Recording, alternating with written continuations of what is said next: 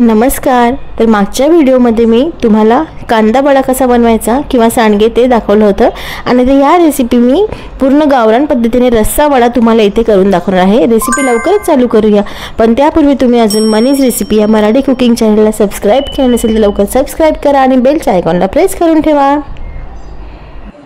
तर आता ह्या मुगवड्यांची रेसिपी ऑलरेडी मी उन्हाळ्याच्या रेसिपीमध्ये पोस्ट केलेली आहे, चॅनलवर तुम्ही बघू शकता। तर आता हे भरून ठेवले होते बरणीमध्ये आणि त्यानंतर आता कढई गरम करत ठेवलेली आहे। त्यामध्ये आता जेवढे हवे असतील तेवढे मुगवडे इथे टाकून घ्यायचे आहे।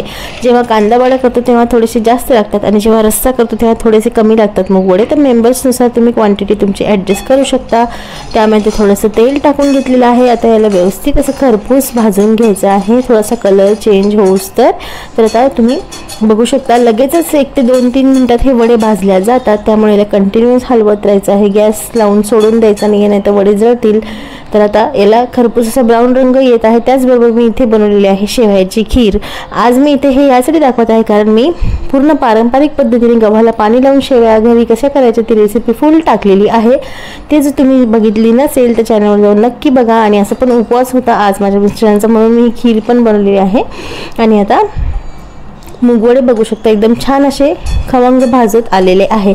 थोडंसं याला भाजून होतं आता आपण याचा मसाला वाटून घेऊया। मसाला एकदम सिंपल आहे, गावरान पद्धतीची भाजी आहे। शेंगदाणे इथे भाजून घेतलेले आहे थोडेसे आणि त्यानंतर लसूण इथे ह्याच्यात टाकून दिलेले आहे, लसणाच्या पाकळ्या, आणि याला मिक्सरमधून आता वाटून घ्यायचं आहे। एक्स्ट्राचं याच्यात काहीच घालायचं नाही आहे आणि याचं पहिले आपल्याला पावडर करून घ्यायची आहे। त्यानंतर थोडं पाणी टाकून त्यामध्ये माता याची एकदम फाईन अशी मऊ पेस्ट तुम्हाला इथे मिक्सरला करून घ्यायची आहे।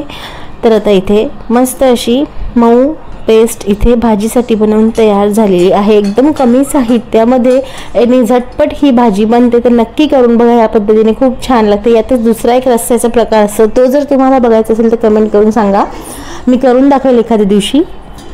आणि त्यानंतर आता त्याच कढईमध्ये तेल टाकलेलं आहे। तेल गरम झाल्यानंतर जिरे टाकलेले आहे, जिरे चांगले फुलू द्यायचे आहे आणि जिरे तडतडल्यानंतर त्यामध्ये आता आपण जी पेस्ट केली होती शेंगदाण्याचं वाटण ते आता याच्यात टाकून द्यायचं आहे आणि ह्याला आता परतून घ्यायचं आहे व्यवस्थित। थोडासा रंग चेंज होतो, तसे शेंगदाणे भाजलेले असतात, परतल्यावर अजून याला खमंग लागते, कच्चा वास येत नाही शेंगदाण्याचा। आता हे परतून झालेलं आहे, याचं तेल सेपरेट झालेलं आहे मसाल्यापासून, तुम्ही बघू शकता वाटणापासून। आणि आता ह्या वेळेला आपल्याला इथे हळद टाकायची आहे आणि लाल तिखट, फक्त 2च मसाल्यातल्या डब्याच्या गोष्टी वापरायच्या आहे आणि भाजी एकदम गावरान झणझणीत छान लागते खाण्यासाठी। ज्वारीच्या भाकरीसोबत चुरून तुम्ही खाल्ली तर नाही, चुरूनच खा, ही लावून खाऊ नका, चुरून खाल्ली तर खूप छान लागते। ज्वारी बाजरीच्या भाकरीसोबत नसेल तर चपातीसोबत पण अजूनच छान लागते आणि भातावर पण हा रस्सा छान लागतो। तर आता मसाले टाकून घेतल्यानंतर थोडंसं परतलेलं आहे, तिखटाचा कच्चा वास निघून जाण्यासाठी, आणि भाजलेले मुगवडे याच्यात मग टाकून दिलेले आहे। एखादा 10-15 सेकंद हे वडे परतल्यानंतर त्यामध्ये आता पाणी टाकायचं आहे। मिक्सरच्या ज्या भांड्यात वाटण केलं होतं त्यातच पाणी टाकून घेतलं होतं आणि आता हे तुम्ही कन्सिस्टन्सी तुमच्या कशी तुम्हाला हवी आहे त्यावर तुम्ही कमी जास्त करू शकता। एवढ्या कन्सिस्टन्सी ठेवल्यानंतर त्याला उकळून शिजण्यासाठी पण पाणी लागतं, त्यामुळे मी थोडं जास्त पाणी घातलेलं आहे। नंतर या भाजीला घट्टपणा येतो मग, आणि आता याला उकळी जशी जशी फुटत जाईल तसं याला एकदम मस्त असं रंग येत जाईल। चवीनुसार आता याच्यात मीठ टाकून घ्यायचं आहे। मुगवड्याला थोडं मीठ असतं त्यामुळे अंदाजाने मीठ तुम्ही घाला। तर एकदम झटपट बनणारी कमी साहित्यामध्ये आणि झणझणीत गावासारखी ही भाजी भाकरीसोबत खाण्यासाठी खरंच खूप छान लागते। तुम्ही नक्की करून बघा, चुरून खायची ही जास्त छान लागते, चुरून खाल्ल्यावर चपातीसोबत पण चुरल्यावर छान लागते ही भाजी।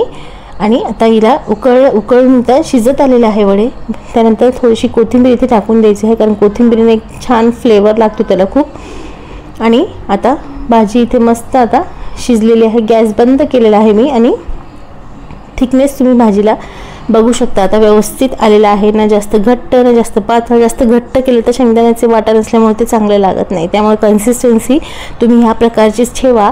गरम गरम असे मुगवड्याची गावरान पद्धतीची भाजी बनवून तयार आहे। तुम्ही कशासोबत आवडेल त्यासोबत तुम्ही खाऊ शकता। आणि ही रेसिपी तुम्ही उन्हाळी वाळवणीची बघितली नसेल तर चॅनलवर जाऊन बघा, अनेक प्रकारच्या मिश्र डाळींचे मुगवडे, अख्ख्या वस्तू वापरून, अख्खे धान्य वापरून मुगवडे सगळे प्रकार टाकलेले आहे, कोहळ्याचे वडे टाकलेले आहे, ते तुम्ही पाहिले नसेल तर नक्की बघा। आणि आत्तापर्यंत हा व्हिडिओ आवडला असेल तर व्हिडिओला नक्की एक लाईक करायला विसरू नका। त्याचबरोबर रेसिपी आवडल्यास फीडबॅक द्यायला नक्की विसरू नका, शेअर करा जास्तीत जास्त. आणि अजूनपर्यंत लाल बटन दाबून लवकर सबस्क्राईब केलं नसेल तर मनीज रेसिपी मराठी कुकिंग चॅनल लवकर सबस्क्राईब करा.